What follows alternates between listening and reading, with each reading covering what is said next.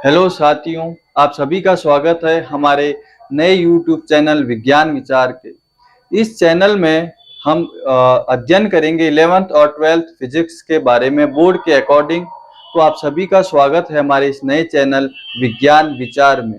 तो हम आज के इस वीडियो में डिस्कस करेंगे हमारे फिजिक्स के 11th का चैप्टर नंबर 1 मात्रक एवं मापन, जिसको इंग्लिश में बोलते हैं यूनिट एंड मेजरमेंट। तो इसी में हम वीडियो में डिस्कस करेंगे। तो इस वीडियो का उद्देश्य है बोर्ड के अकॉर्डिंग आप कैसे नंबर प्राप्त कर सकते हो। तो इसका उद्देश्य हमारा यही है। तो चलो हम स्टार्ट करते हैं इस चैनल को। तो सबसे पहले हम समझते हैं, आज की वीडियो में सबसे पहले हम पढ़ेंगे कि ये फिजिक्स होती क्या है। What is physics. आप सभी ने 10th क्लास में पढ़ा होगा, कुछ चैप्टर्स पढ़े होंगे फिजिक्स के बारे में। जैसे तो आपने एक ही बुक के अंदर केमिस्ट्री को भी पढ़ा होगा, बायो को भी पढ़ा होगा और फिजिक्स को भी पढ़ा होगा। जैसे कि आपने 10th में पढ़ा होगा विद्युत धारा के बारे में, प्रकाश के बारे में। तो वो क्या थी फिजिक्स, और बायो क्या थी अलग। तो आज के इस वीडियो में हम डिस्कस करेंगे हमारे चैप्टर नंबर 1 मात्रक एवं मापन। तो इससे पहले सबसे पहले हम शब्द समझेंगे व्हाट इज फिजिक्स, कि फिजिक्स होती क्या है। तो साथियों देखिए, फिजिक्स क्या होती है कि आप अपने आसपास जो कुछ भी देखते हो वो सब कुछ क्या है, फिजिक्स है। आप अपने आसपास जैसे कि नेचर को देखते हो, या आपके आसपास जो कुछ भी घटनाएं हो रही है वो सब कुछ क्या है, फिजिक्स है। तो प्रश्न ये आता है कि फिजिक्स होता क्या है। देखो, जैसे कि आपके प्रकृति में कोई भी घटना हुई, उस घटना को देखा, उस पर अध्ययन किया, फिर उस पर कुछ नियम बना दिए गए, वही क्या है, फिजिक्स है। जैसे कि आकाश में बिजली चमकते हुए देखना, उसको पहले कहाँ देखा, आकाश के अंदर देखा, फिर उस पर अध्ययन हुआ, फिर उसके लिए कुछ नियम भी बन गए। जैसे अपने आसपास कुछ देख सकते हो, जैसे ऋतुओं का परिवर्तन होना, मैं बोल रहा हूं, ये लाइट है, ये सब कुछ क्या है, फिजिक्स ही तो है। तो फिजिक्स हमें क्या समझाती है, देखिए। तो सबसे पहले हम चलो फिजिक्स का एक मीनिंग समझते हैं। तो हमारी जो फिजिक्स है, फिजिक्स, ये ग्रीक शब्द, एक ग्रीक वर्ड है, ग्रीक वर्ड फ्यूसिस। ग्रीक वर्ड कौन सा है, फ्यूसिस, फ्यूसिस। और इस फ्यूसिस का मतलब होता है प्रकृति, नेचर, प्रकृति। तो प्रकृति से क्या बना है, ये हमारा फिजिक्स बना है। इसी से क्या बना है, फिजिक्स। तो फिजिक्स कहां से डेराइव हुआ है, ग्रीक शब्द है हमारा फ्यूसिस। उस फ्यूसिस का मीनिंग होता है प्रकृति, प्रकृति यानी कि फिजिक्स। तो इसका मतलब ये जो ग्रीक वर्ड है फ्यूसिस, इसको ही बोला जाता है प्रकृति। और इससे क्या बना है, हमारा शब्द बना है, फिजिक्स बना है।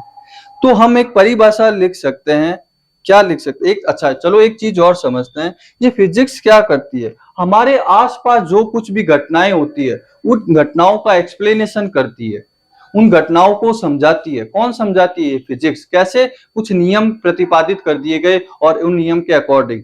जैसे कि मान लो ये मारकर यहां से नीचे गिरा या यहां से नीचे गिरा, तो इसके पीछे कौन है, रीजन कौन है, इसके पीछे रीजन है हमारा ग्रेविटेशन, यानी कि गुरुत्वाकर्षण। तो फिजिक्स का एक मतलब क्या होता है, फिजिक्स में दो चीजें, कि कोई भी चीज क्यों हुई और कैसे हुई, है ना। जैसे ये मार्कर है, मान लो ये नीचे गिरा, तो आपके मन में प्रश्न आएगा कि ये नीचे क्यों आया और कैसे आया। तो क्यों आया का कारण क्या है, गुरुत्वाकर्षण के कारण ये क्या हुआ, नीचे आया। और कैसे आया, इसके लिए हम अलग अलग जो समीकरण है गति की वो लगा सकते हैं और उसे पता कर सकते हैं कि ये नीचे किस वेलोसिटी से नीचे आया है। तो उसके द्वारा हम उसको पता कर सकते हैं। जैसे कि ऐसा नहीं है कि मान लो मैं कोई बिल्डिंग पे गया और इसको नीचे गिराऊं, या कहीं पेड़ से कुछ गिरा है, तो आप ऐसे नहीं उस पेड़ पे चढ़ोगे फिर उसका अध्ययन कर, नहीं। फिजिक्स ने क्या किया है, उस पर अध्ययन किया और पहले से आपको कुछ नियम प्रतिपादित कर दिए। तो चलो फिजिक्स की हम परिभाषा वैसे तो बहुत सी मिल जाएगी, तो अपन देखते हैं कि फिजिक्स की डेफिनेशन क्या बनेगी। तो भौतिकी किसे कहते हैं, भौतिकी। तो इसको हम देखते हैं भौतिकी के बारे में। क्या होता है? विज्ञान की वह शाखा, विज्ञान की वह शाखा जिसमें प्रकृति एवं उसके नियम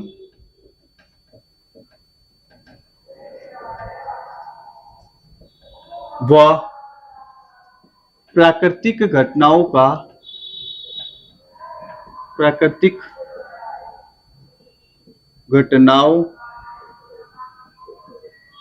का अध्ययन किया जाता है, अध्ययन किया जाता है।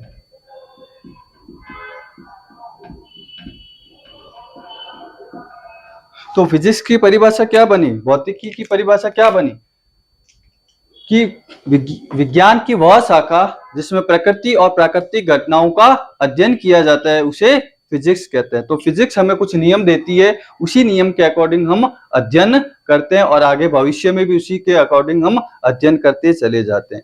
तो ये हमारे हुआ फिजिक्स की डेफिनेशन। अब भौतिकी को दो शाखाओं में विभाजित किया गया है, भौतिकी को दो शाखाओं के अंदर विभाजित किया गया है। कौन कौन सी है, चलो हम इसको देखते हैं।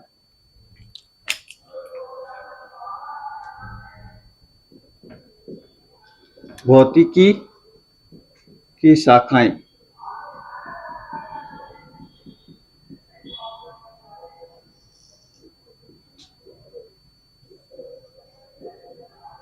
तो भौतिकी की शाखाओं में सबसे पहले हमारे पास आती है चिरसम्मत भौतिकी। चिरसम्मत भौतिकी। दूसरी आती है आधुनिक भौतिकी। आधुनिक भौतिकी।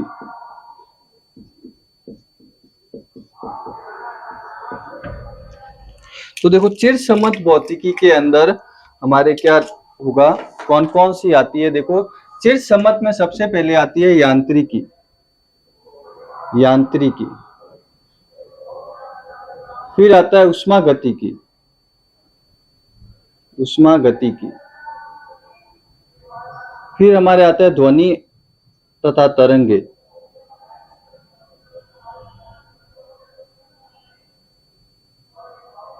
फिर हमारे चौथे नंबर पर आता है प्रकाशिकी। प्रकाशिकी।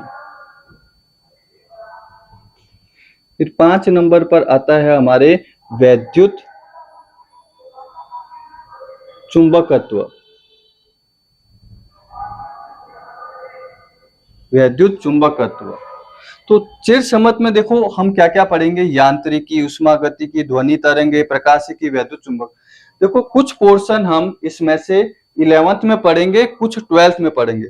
जो 11th में पढ़ेंगे वो कौन कौन सा होगा, हमारा यांत्रिकी, ये भी हम कुछ 11th में पढ़ेंगे, ये भी 11th में पढ़ेंगे, ये भी कुछ 11th में पढ़ेंगे, और ये हम 12th में पढ़ेंगे। तो ये जो पोर्शन है ये हम 11th के अंदर पढ़ेंगे। यांत्रिकी का सबसे बड़ा पोर्शन होगा जो हम 11th के अंदर पढ़ेंगे। मैकेनिज्म, थर्मोडायनेमिक्स, है ना, वेव्स एंड लाइट और आपके ऑप्टिक्स और आपके इलेक्ट्रोमैग्नेटिज्म, ये जो है ऑप्टिक्स और इलेक्ट्रोमैग्नेटिज्म, इसको आप पढ़ेंगे 12th के अंदर। अब आधुनिकी भौतिकी में क्या आता है, सापेक्षता का सिद्धांत,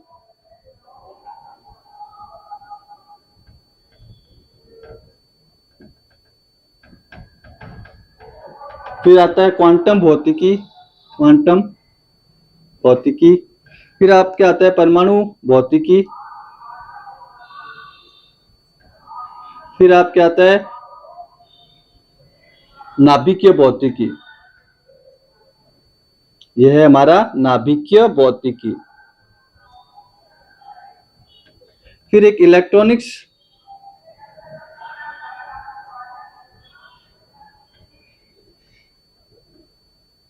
ये जो दो पोर्शन है वो आप 12th में नहीं पढ़ोगे या 11th में नहीं पढ़ोगे, इसको आप आगे पढ़ोगे। लेकिन कुछ ये पोर्शन और ये पोर्शन हम इसको कहाँ पढ़ेंगे, अभी 12th के अंदर पढ़ेंगे। इलेक्ट्रॉनिक्स से तो आप सभी वाकिफ हो, आजकल की सारी दुनिया क्या है, इलेक्ट्रॉनिक्स, तो इसको भी हम पढ़ेंगे। ये देखो कोई बोर्ड में पूछने वाला नहीं है, लेकिन जनरली आपको क्या होना चाहिए, पता होना चाहिए कि फिजिक्स क्या होती है, फिजिक्स के कितने पार्ट होते हैं। तो फिजिक्स, 1 मिनट के लिए, फिजिक्स क्या होती है, विज्ञान की वह शाखा जिसमें प्रकृति एवं उसके नियमों एवं प्राकृतिक घटनाओं का अध्ययन किया जाता है। अपने आसपास जो भी घटनाएं हो रही है, जो कुछ भी हो रहा है, उसका अध्ययन करेंगे और कुछ नियम प्रतिपादित कर दिए जाएंगे, उसी के अकॉर्डिंग हम अध्ययन करते चले जाएंगे फ्यूचर के अंदर भी। इनकी 2 ब्रांचेज होती है, चिरसम्मत भौतिकी और आधुनिक भौतिकी, क्लासिकल फिजिक्स और मॉडर्न फिजिक्स। ठीक है, तो इसके ये पार्ट्स हैं। आई होप आप सबको ये यहाँ तक समझ में आया होगा। ठीक है, तो हम नेक्स्ट अब डिस्कस करते हैं अपने चैप्टर के बारे में।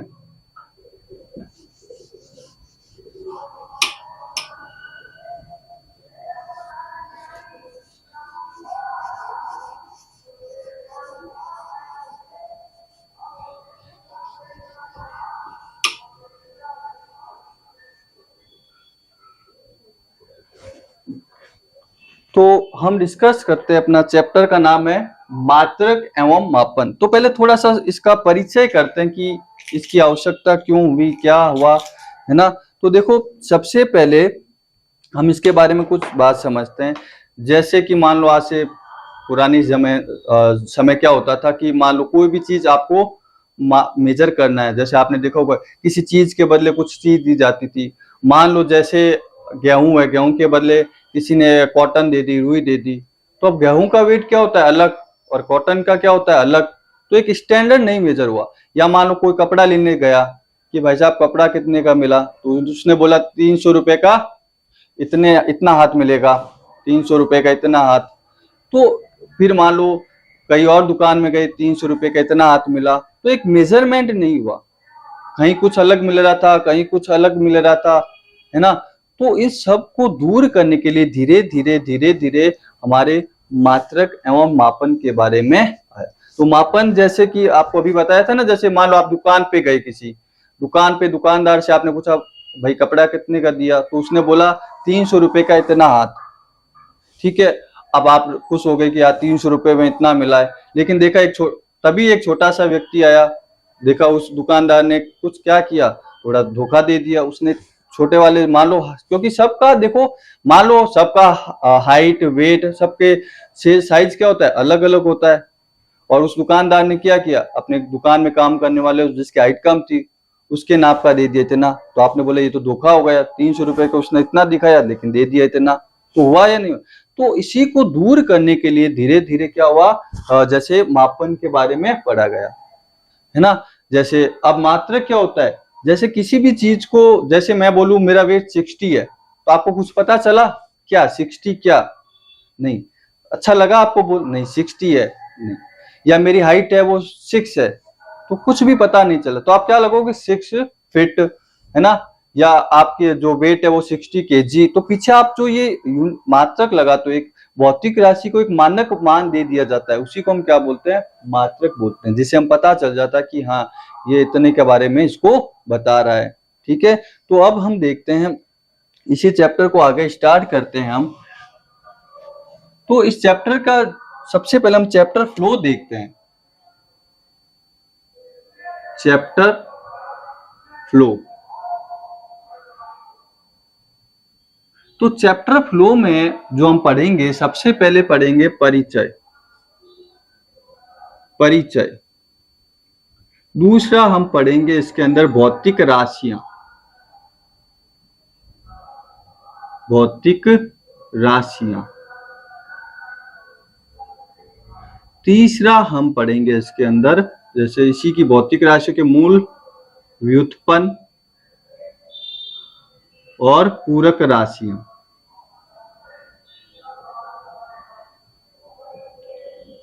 चौथा हम पढ़ेंगे इसके अंदर मात्रक पद्धति।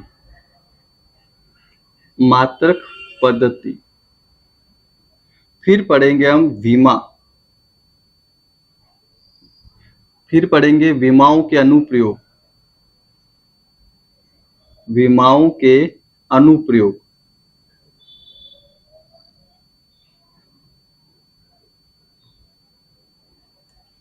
फिर हम पढ़ेंगे विमाओं के अनुप्रयोग के बाद सार्थक अंक।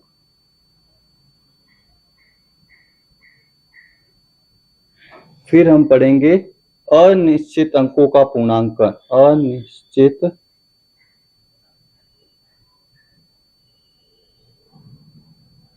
अंकों का पूर्णांकन।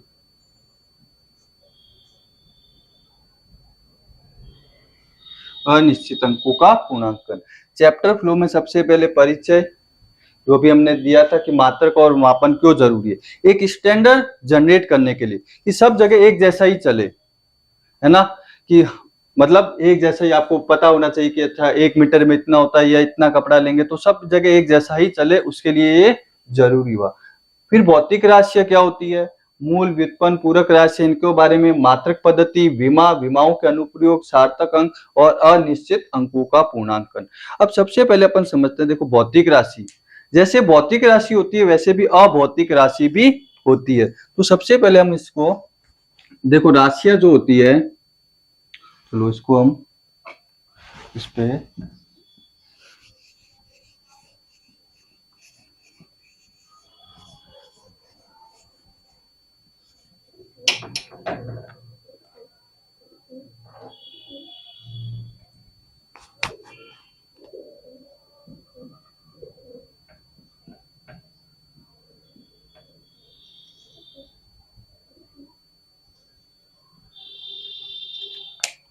जैसे भौतिक राशि, जैसे राशियों में सबसे पहले अपन बात करेंगे भौतिक राशियां। भौतिक राशियां एक हमारी अभौतिक राशि भी होती है।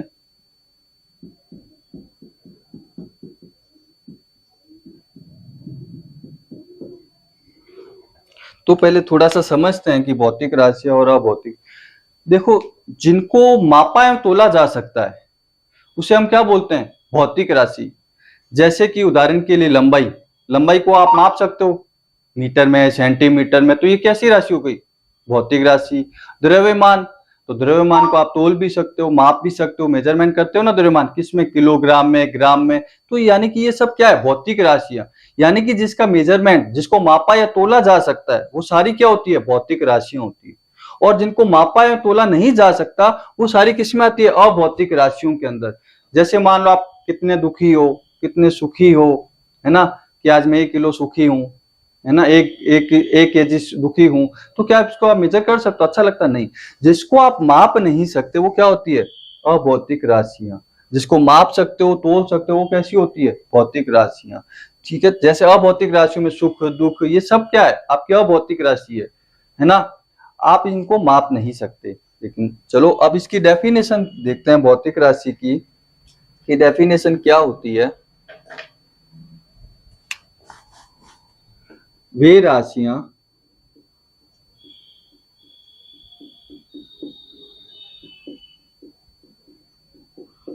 जिनको मापा व तोला जा सकता है एवं जो किसी भौतिकी के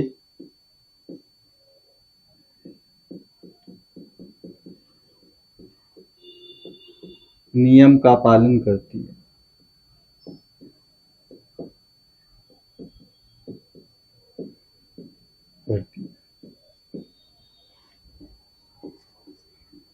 उसे भौतिक राशियां कहते हैं।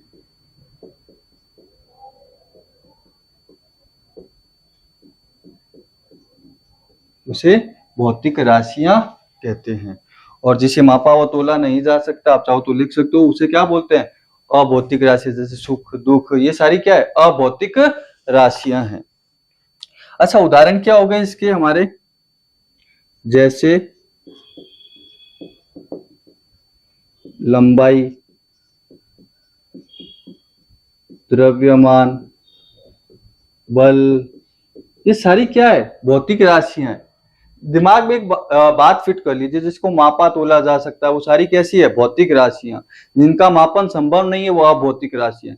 क्योंकि फिजिक्स क्या है, मापन का विज्ञान। फिजिक्स का मतलब जिसको हम माप नहीं सकते है ना, तो उसको फिजिक्स में हम डिस्कस नहीं करेंगे। तो फिजिक्स क्या होगा, मापन का विज्ञान। तो इन सबको हम क्या कर सकते हैं, जैसे लंबाई है, द्रव्यमान, इन सबको आप माप सकते हो। तो इसका मतलब ये क्या है, सब भौतिक राशियां हैं, और जिसको माप नहीं सकते वो अभौतिक राशियां। अब देखो, जो हमारी भौतिक राशियां हैं, इनको व्यक्त कैसे किया जाता है, भौतिक राशि को व्यक्त कैसे कर सकते हैं। तो भौतिक राशि को व्यक्त करना सीखते हैं।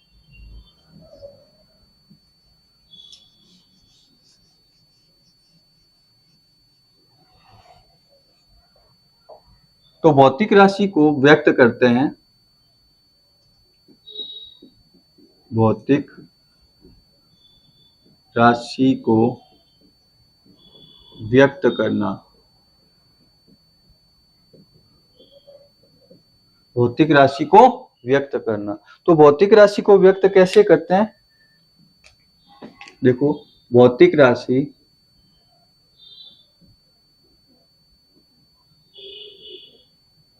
बराबर क्या होगा, आंकिक मान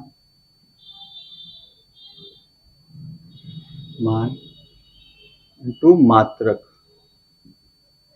इसका मतलब क्या हुआ कि हमें कोई भी भौतिक राशि को व्यक्त करना, या कोई भी भौतिक राशि होगी उसके लिए दो चीजें चाहिए। किसी भी भौतिक राशि के लिए हमें दो चीजें चाहिए, एक तो उसका आंकिक मान और एक मात्रक, तभी वो क्या होगी, भौतिक राशि होगी। तो किसी भी भौतिक राशि को व्यक्त करने के लिए दो चीजें कौन कौन सी हो गई, आंकिक मान और मात्रक। आंकिक मान का मतलब न्यूमेरिकल वैल्यू, और यूनिट, ये दो चीजें चाहिए, तभी हमारी एक भौतिक राशि बनेगी। कैसे, एक उदाहरण से समझते हैं हम। एक उदाहरण से कि भौतिक राशि देखो, जैसे कि एग्जाम्पल, मान लो मैंने लिखा 5 kg, मैंने क्या लिखा 5 kg। तो यहां पर 5 क्या है, ये 5 क्या है, मेरा न्यूमेरिकल वैल्यू, जिसको हम n से लिख देते हैं। चलो इसको मैं यहाँ पे एक चीज और देता हूं कि ये फिजिकल क्वांटिटी, भौतिक राशि को इंग्लिश में क्या बोलते हैं, फिजिकल क्वांटिटी। तो इसको लिखा मैंने शॉर्ट में PQ, और आंकिक मान को न्यूमेरिकल वैल्यू n, और ये क्या हो गया, मात्रक यानी कि U, NU।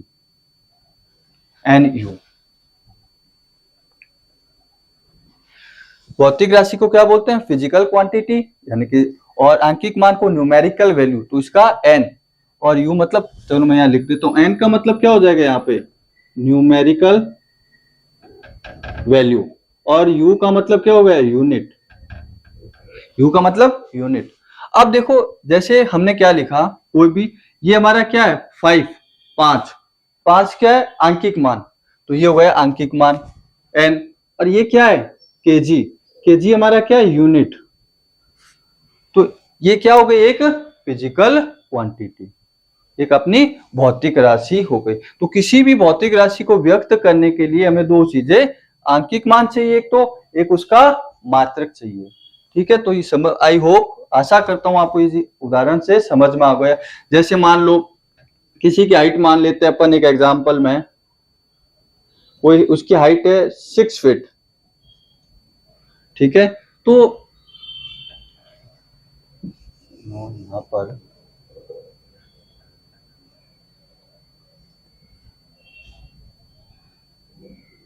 चलो यही लिख देते हैं अपन, मान लेते हैं 5.6 ले लेते हैं, उसकी क्या है, हाइट है।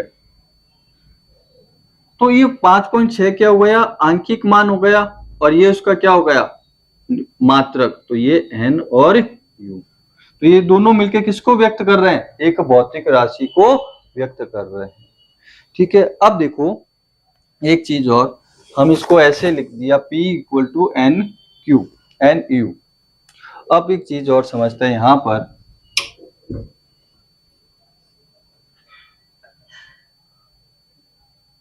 कि ये जो भौतिक राशि, आंकिक मान और मात्रक, देखो आंकिक मान और मात्रक ये एक दूसरे के व्युत्क्रमानुपाती होते हैं।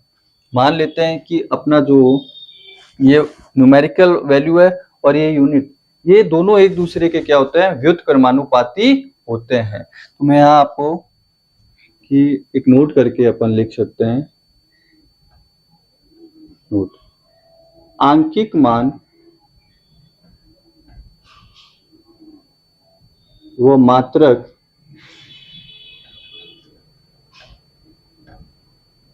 एक दूसरे के व्युत्क्रमानुपाती होते हैं। सर समझ नहीं आया क्या आपने लिखा है, तो इसको एक उदाहरण से समझते हैं। यानी कि अपना n व्युत्क्रमानुपाती u, n मतलब आंकिक मान, u मतलब यूनिट, ये एक दूसरे के व्युत्क्रमानुपाती होते हैं। कैसे? देखो मान लो मैं 2 kg लिखता, यहाँ 2 kg लिखा, अच्छा ये 2 किलो 2 ग्राम सॉरी 2 kg किसके बराबर होगा? 2000 ग्राम के बराबर होता है या नहीं होता है? 2000 ग्राम के क्या ये बराबर है या नहीं है? तो अब देखो, जैसे जैसे आपने यूनिट की वैल्यू क्या की, कम की, यूनिट को क्या किया, कम किया, तो उसकी न्यूमेरिकल वैल्यू क्या हो गई, बढ़ गई। जैसे आपने इसको पहले क्या था, केजी था, आपने यूनिट को कम किसमें किया, ग्राम, तो उसकी न्यूमेरिकल वैल्यू क्या हो गई, बढ़ गई। 2 से कितनी हो गई, 2000। इसका मतलब क्या होगा, आप अगर न्यूमेरिकल वैल्यू बढ़ेगी कब, जब हम यूनिट को क्या कर देंगे, कम, अगर और कम करें तो और बढ़ती चली जाएगी। तो इसीलिए एक दूसरे के क्या हो गए, व्युत्क्रमानुपाती हो गए। जैसे 2 केजी है, तो 2 केजी को बराबर किसके लिख सकते हैं, 2000 के। तो जैसे ही आपने u को कम किया, u को कम किया तो n क्या हो जाएगा अपना, बढ़ जाएगा। यहाँ इस उदाहरण में देखिए 2 था, जैसे ही इस यूनिट को कम किया तो ये क्या हो गया, इसकी न्यूमेरिकल वैल्यू बढ़ गई। एक उदाहरण, जैसे हम मान लेते हैं 5 केजी है ना, इसको 5000 ग्राम लिख देते हैं, तो क्या हुआ, जैसे ही हमने इस यूनिट को क्या किया, कम, तो ये इसको कम किया तो इसकी वैल्यू क्या हो गई, बढ़ गई, इसकी वैल्यू क्या हो गई, बढ़ गई।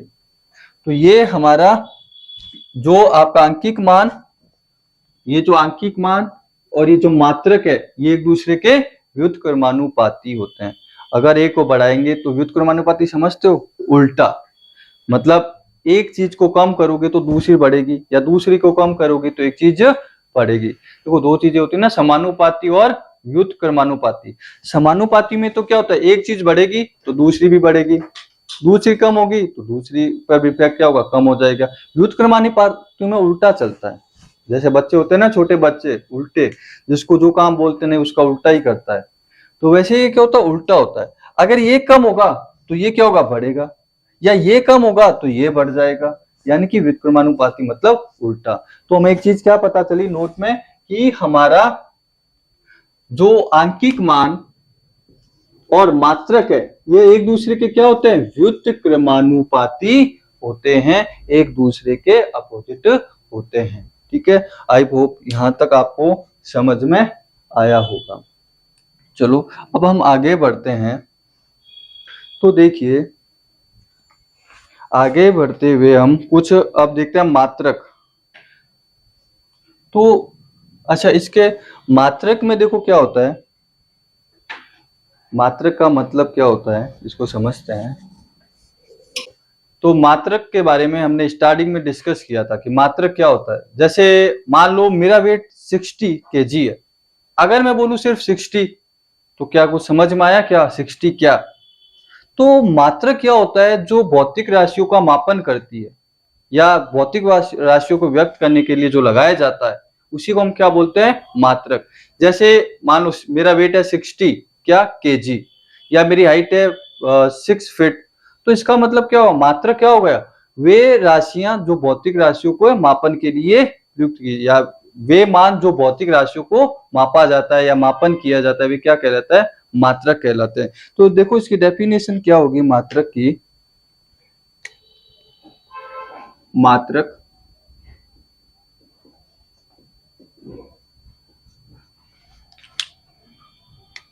वे नियत एवं निश्चित मान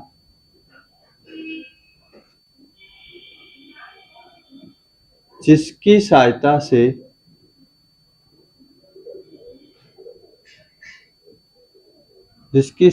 से भौतिक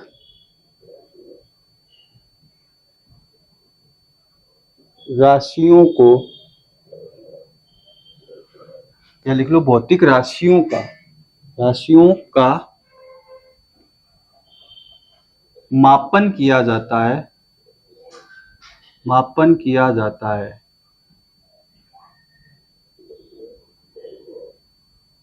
मात्रक कहलाती है।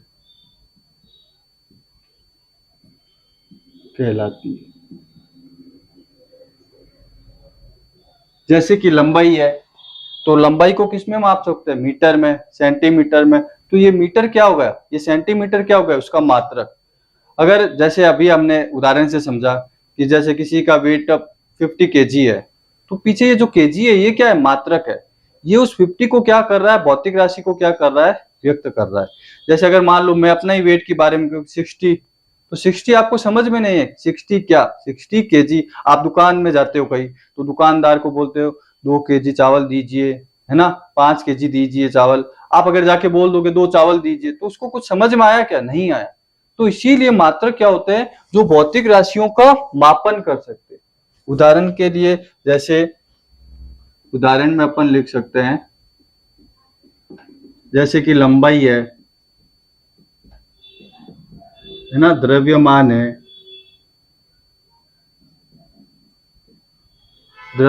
ये सारे क्या है, मात्रक। क्योंकि लंबाई का मात्रक क्या होता है, मीटर। द्रव्यमान का क्या होता है, केजी। मैं ऐसा यूनिट की बात कर रहा हूँ जिसको आगे हम पढ़ेंगे। अब ये जो मात्रक होते हैं, ये हमारे 2 प्रकार से, वैसे तो 3 होते हैं, लेकिन अपन पहले जनरली 2 मात्रक की बात करेंगे। जैसे मात्रक जो है वो 2 प्रकार से, एक होता है हमारा मूल मात्रक, और एक हमारा होता है व्युत्पन्न मात्रक।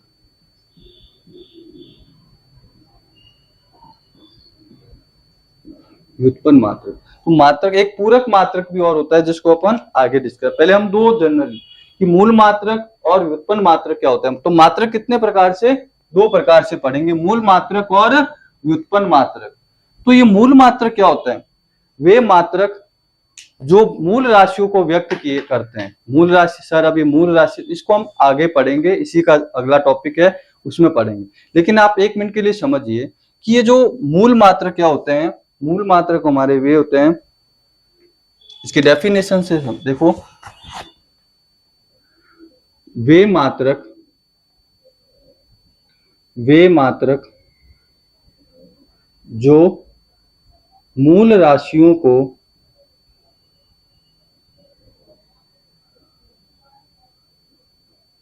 व्यक्त करते हैं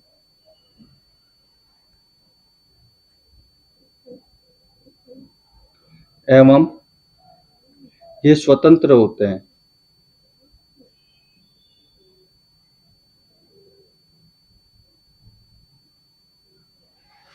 देखो मूल राशियां हम आगे पर देखो, वैसे 7 मूल राशियां होती है जिसको आगे पढ़ेंगे। ये जो 7 मूल राशियां होती है, इन्हीं से बाकी सब कुछ मात्रक या व्युत्पन्न राशियां बनती है, इन 7 से। तो मूल राशियों को जो व्यक्त करते हैं ना, ऐसे मात्रक को हम क्या बोलते हैं, मूल मात्रक। तो वे मात्रक जो मूल राशियों को व्यक्त करते हैं एवं ये स्वतंत्र होते हैं। चलो इसको पूरा अच्छे से ही लिख देते हैं।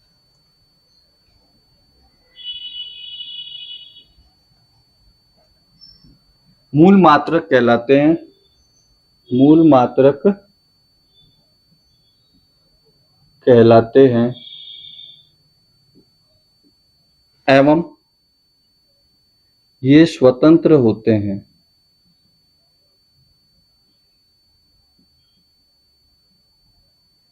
यानी कि जो मूल राशियों को व्यक्त करेंगे वैसे मात्रक क्या कहलाएंगे, मूल मात्रक कहलाएंगे। और ये स्वतंत्र होते हैं। स्वतंत्र का मतलब, जैसे लंबाई है, लंबाई का मात्रक क्या होता है, मीटर। ये किसी पर भी निर्भर नहीं करता। वैज्ञानिकों ने पहले अध्ययन किया, स्टडी, और इसका एक ऐसा यूनिट क्या बन कि सभी जगह क्या यूज किया जाए, मीटर। है ना। तो ये स्वतंत्र होते हैं, किसी पर भी ये निर्भर नहीं करते हैं मूल मात्रक। लेकिन अब बात करते हैं व्युत्पन्न मात्रक की। वे मात्रक जो मूल मात्रकों से बने होते हैं, वे जो किससे बने होते हैं, मूल से बने होते हैं। जो व्युत्पन्न मात्रक होते हैं वो किससे बने होंगे, आपके इन मूल मात्रक से मिलके बने होंगे। तो देखो डेफिनेशन क्या होगी कि व्युत्पन्न राशियों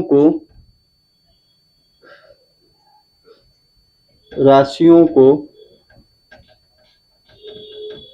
व्यक्त करने वाले मात्रक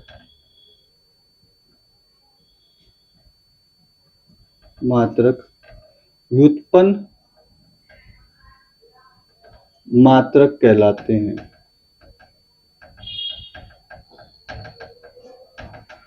देखो दोनों में अंतर देखो, ये जो मूल मात्रक होता है ये क्या होते हैं, स्वतंत्र होते हैं, यानी कि किसी पे निर्भर नहीं करते हैं। यानी कि वे मात्रक जो मूल राशियों को व्यक्त करे वो मूल मात्रक, और जो व्युत्पन्न राशियों को व्यक्त करे वो क्या हो जाएंगे, आपके व्युत्पन्न मात्रक, है ना। तो देखो समझ में कैसे आएगा, एक उदाहरण से समझते हैं। यानी कि ये देखो, अच्छा एक चीज और, ये जो व्युत्पन्न मात्रक होते हैं ये किससे मिलकर बने होते हैं, ये मूल मात्रकों से मिलकर बने होते हैं। ये मूल मात्रकों से मिलकर बने होते हैं।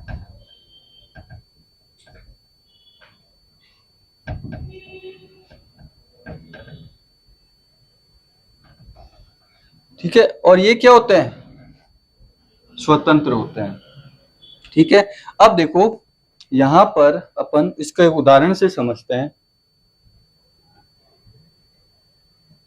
और इसको भी जैसे उदाहरण में अपन इसकी उदाहरण की बात करें तो जैसे लंबाई की बात करें, है ना, तो लंबाई का जो मात्रक होता है वो क्या होता है, मीटर होता है ना।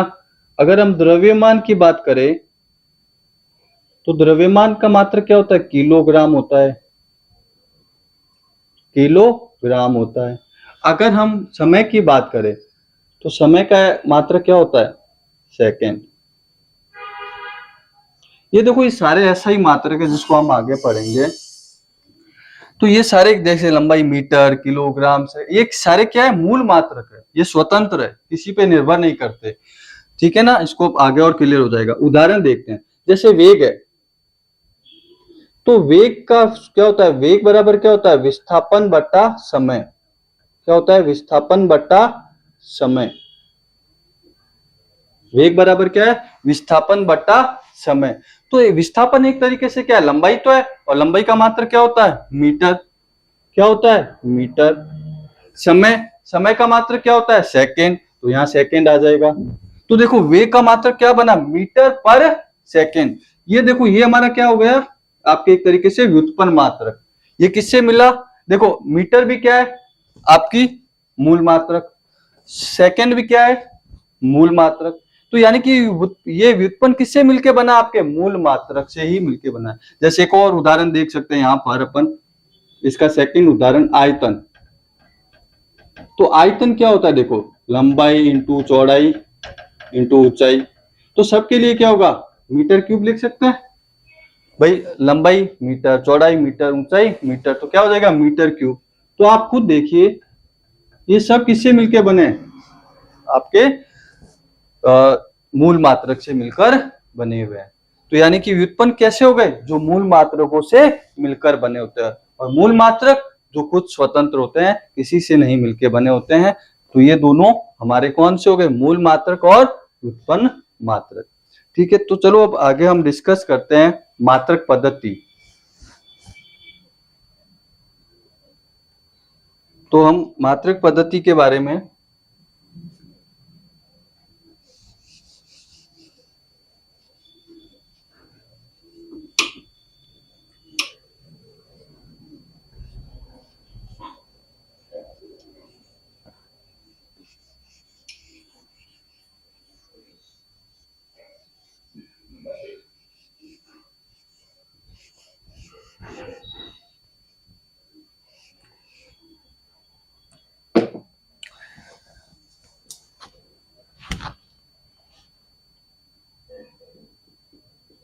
मात्रक पद्धति।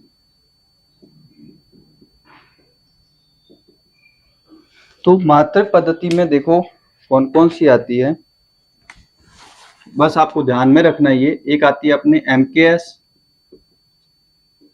दूसरी अपने आती है CGS, तीसरी अपनी आती है FPS, ठीक है, और चौथी एक SI के बारे में बात करें तो MKS का मतलब क्या होता है। देखो M का मतलब क्या हो गया मीटर, K का मतलब क्या हो गया किलोग्राम, S का मतलब क्या हो गया सेकेंड। तो क्या हो गई MKS का मतलब मीटर, किलोग्राम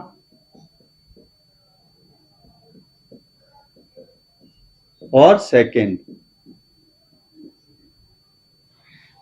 ठीक है। फिर CGS, इसका मतलब देखो पहले MKS समझ में आई, ये बताइए MKS का मतलब क्या होता है। MKS का मतलब हो गया आपके मीटर, किलोग्राम और सेकेंड। फिर अपना आता है ये CGS, तो CGS में क्या हो गया, C का मतलब हो गया सेंटीमीटर, क्या हो गया सेंटीमीटर, मैं शॉर्ट में लिख देता हूं सेमी। और इसका मतलब G का मतलब ग्राम, G का मतलब ग्राम। और फिर अपने सेकेंड, S का मतलब सेकेंड। देखो टाइम के लिए MKS में भी सेकेंड है और CGS में भी क्या है सेकेंड। और अब अपनी क्या आती है FPS, तो FPS क्या है फुट, F का मतलब क्या होगा फुट, और ये क्या है पाउंड, और ये क्या है अपना सेकेंड। देखो एक तरीके से आप ऐसे देख सकते हो कि ये जो लंबाई है इसको MKS में मीटर में, CGS में सेंटीमीटर में, और FPS में फुट में मेजर ऐसे करते हैं। और द्रव्यमान यानी कि मास को ऐसे और टाइम को ऐसे मेजर करते हैं। अब अपनी आती है एक SI मात्रक पद्धति, SI मात्रक पद्धति।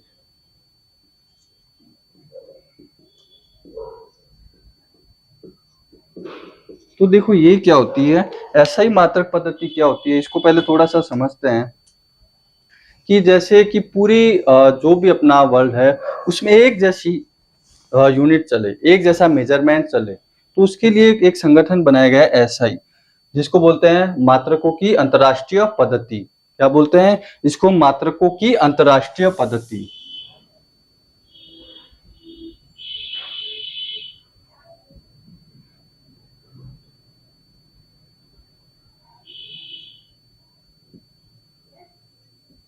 मात्रकों की अंतरराष्ट्रीय पद्धति। देखो इसमें एक एक आपके ऐसे समझिए इसको, एक स्टैंडर्ड बना दिया गया कि सब जगह एक जैसे ही चलेगा। जैसे ऐसा नहीं हो कि ब्रिटेन वाला अलग यूज कर रहा है ना, अमेरिका अलग यूज कर रहा है, भारत अलग यूज कर रहा है, नहीं सब जगह एक जैसा ही बना दिए गए, ठीक है ना। तो देखो इसमें 7 होती है, वो पढ़ेंगे अब, कि एक जैसा ही सब जगह यूज हो। जैसे अपन देखते हो ना ट्रेड होता है वो डॉलर में होता है, कहीं पर भी होता है ना, जब सारा ट्रेड होता है वो, तो ये डॉलर क्या हो गई एक स्टैंडर्ड करेंसी हो गई, है ना। वैसे ही ये जो बनाया गया है ऐसा ही, इसमें एक स्टैंडर्ड जनरेट कर दिया गया है कि सब जगह एक जैसा ही चलेगा। जैसे हम लंबाई की बात करें तो लंबाई की ऐसा यूनिट क्या हो गई मीटर, तो सब जगह ऐसा ही क्या चलेगी मीटर में। वेट की क्या हो गई, आप सॉरी अपन पहले मास की बात कर ले, मास की क्या हो गई केजी हो गई। टाइम, टाइम की क्या हो गई सेकंड। तो ये क्या एक ऐसा ही है कि सब जगह एक जैसा ही इसका प्रचलन हो, सब एक जैसा ही स्टैंडर्ड यूनिट यूज करे। तो ये इसमें इतना ही आपके लिए वो काम किया है। फिर इसके आगे हम पढ़ेंगे भौतिक राशियां जो 3 प्रकार से होती है, उसके बारे में हम डिस्कस करेंगे।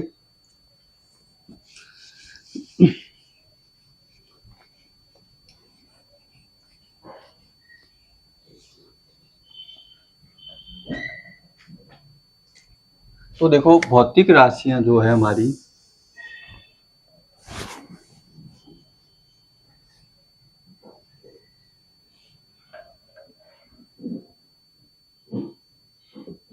भौतिक राशियां वो देखो 3 प्रकार से हैं।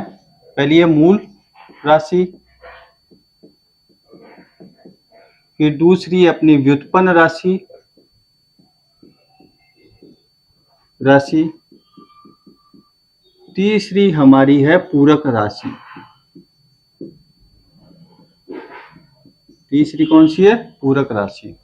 तो देखो भौतिक राशि 3 प्रकार से, कौन कौन सी? मूल राशि, व्युत्पन्न राशि और पूरक राशि।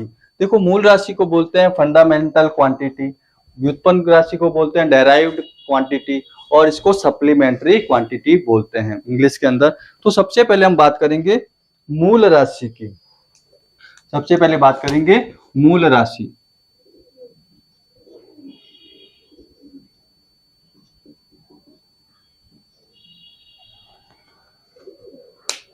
देखो, मूल राशियां क्या होती है?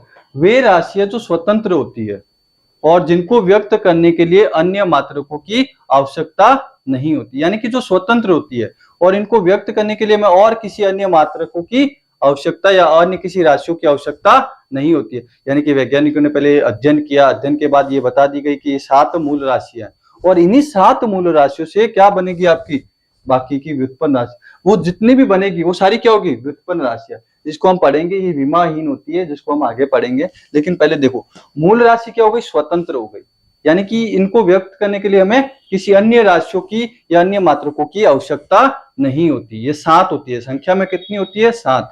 तो इसकी परिभाषा क्या बन जाएगी मूल राशि की?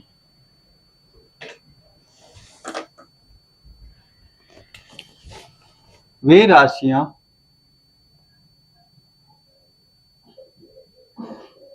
राशियां जो स्वतंत्र होती है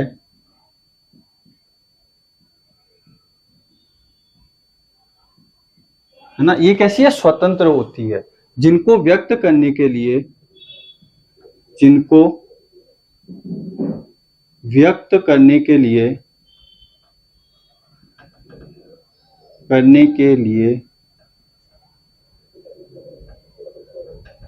अन्य राशियों की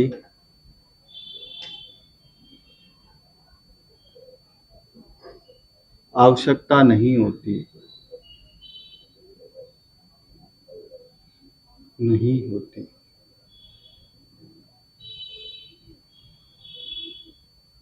यानी कि ये संख्या में कितनी होती है? 7 होती है।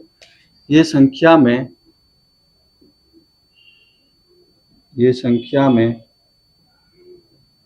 7 होती है।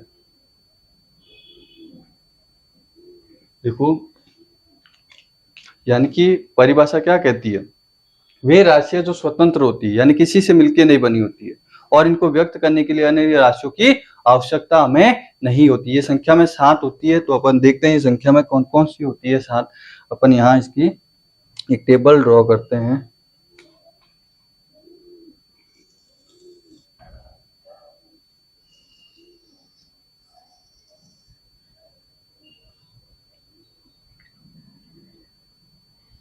यहाँ आ जाएगा राशि,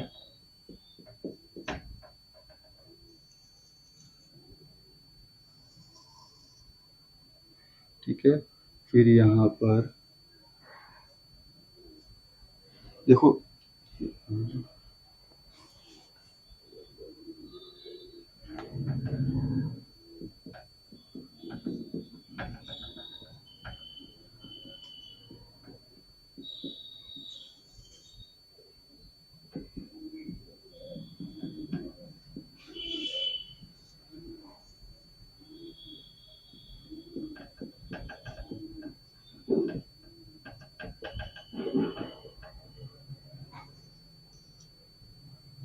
तो सबसे पहले अपन बात करते हैं लंबाई की।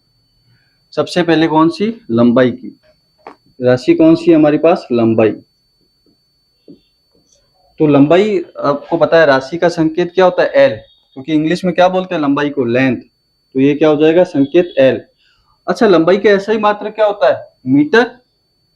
ऐसा ही मात्र क्या होता है? मीटर। और इसको संकेत क्या होता है? एम। ठीक है।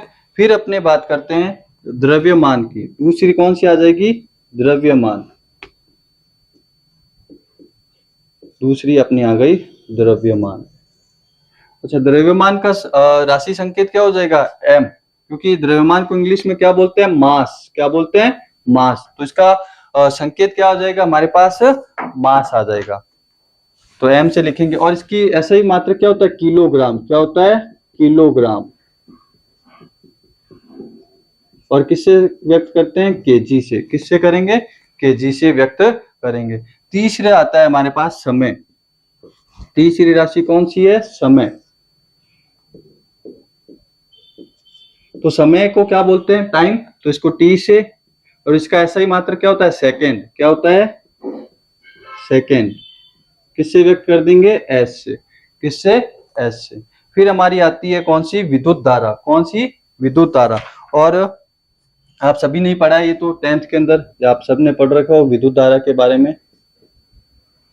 विद्युत धारा।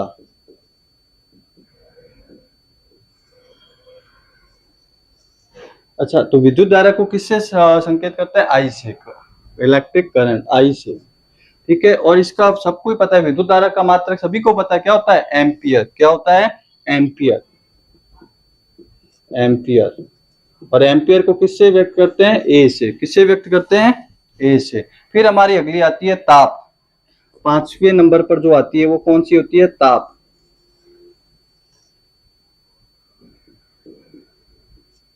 ताप को किससे किसे कौन से संकेत से व्यक्त करेंगे? टेम्परेचर यानी कि टी से। टी। तो ताप का यूनिट क्या होता है? ताप की यूनिट क्या हो जाएगी? ऐसा यूनिट क्या हो जाएगी? केल्विन। क्या हो जाएगी? केल्विन। केल्विन। और केल्विन को किससे व्यक्त करते हैं? के से। किससे व्यक्त करते हैं? के से। 6 नंबर पर हमारी जो आएगी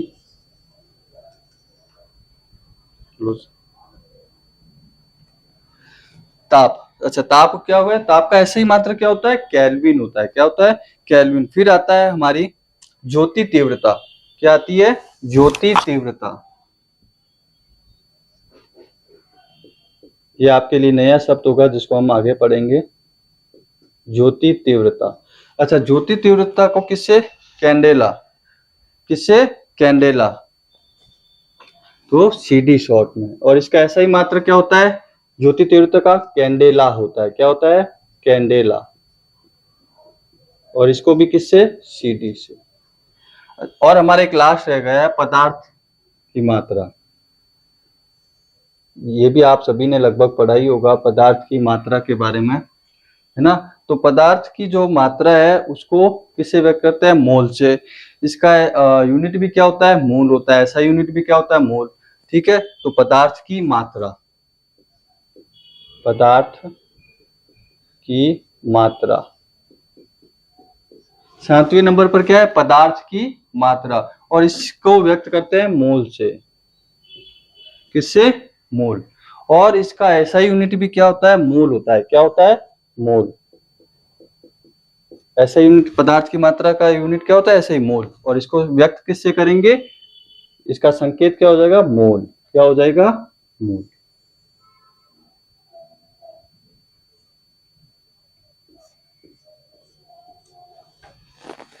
तो ये 7 मात्रक जो है, ये कौन से कहलाते हैं? हमारे 7 मात्रक मूल मात्रक कहलाते हैं। ये 7 मात्रक से ही, इन 7 राशियों से ही हमारे ये व्युत्पन्न बनेंगे। बाकी जो भी बनेंगे वो इन्हीं 7 से बनेंगे। तो 7 हमारे मेन माने गए हैं, इन 7 से बाकी बनेंगे।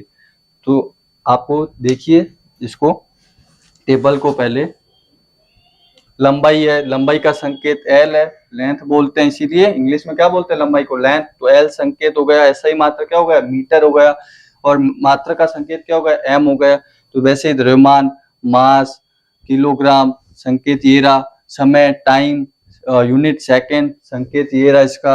विद्युत धारा आई से डिनोट करते हैं, एम्पियर हो गया, और ए से लिखते हैं।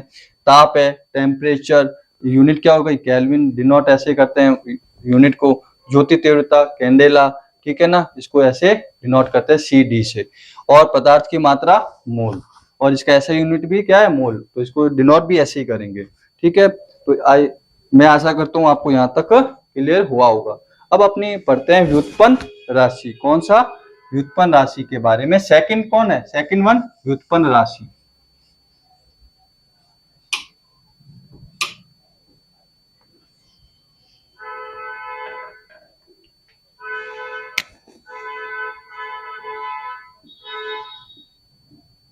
व्युत्पन्न राशि।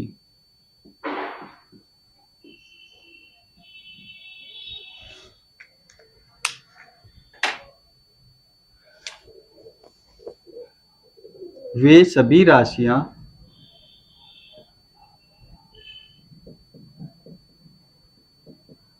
जो मूल राशियों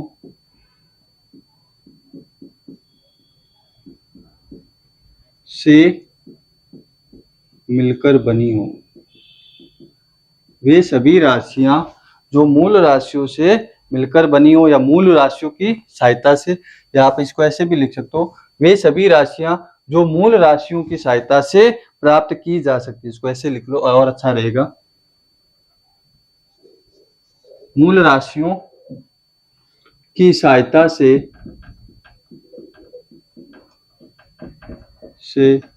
प्राप्त की जाती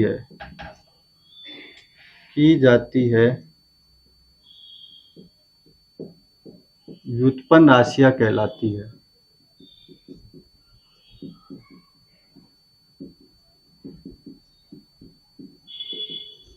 ना। जिनको हम किसकी सहायता से प्राप्त कर सकते हैं? मूल राशियों की सहायता से प्राप्त कर सकते हैं। वो क्या कहलाती है? हमारी व्युत्पन्न राशियां कहलाती है। जैसे कि उदाहरण में आपका आयतन हो गया, पीछे देखा भी था ऐसा उदाहरण, क्षेत्रफल हो गया, बल हो गया, है ना। तो इन सबको हम किसकी सहायता से प्राप्त कर सकते हैं? मूल राशियों की सहायता से प्राप्त कर सकते हैं। चलो उदाहरण वेग वाला हमने देखा भी था, जैसे उदाहरण एक वेग वाला वापस से आप समझ लीजिए। जैसे वेग बराबर क्या होता है?